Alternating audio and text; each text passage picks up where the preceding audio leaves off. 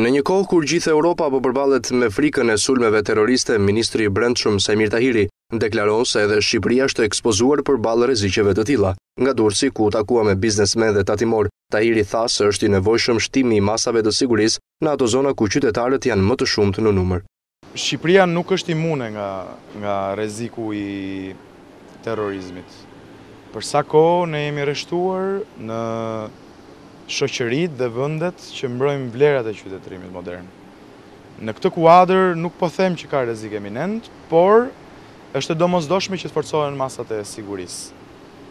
Kemi propozuar një ligj për sigurinë publike ku përfshihet ndarja e përgjegjësive ndërmjet shtetit, policisë shtetit, agjencive ligjzbatuese, biznesit për të ndarë përgjegjësinë e masave të sigurisë që duhet marrin. Ndërkohë dhe shërbimet sekrete të vendeve të tjera kanë informuar autoritetet shqiptare se vendi ynë nuk është imund ndaj sulmeve terroriste.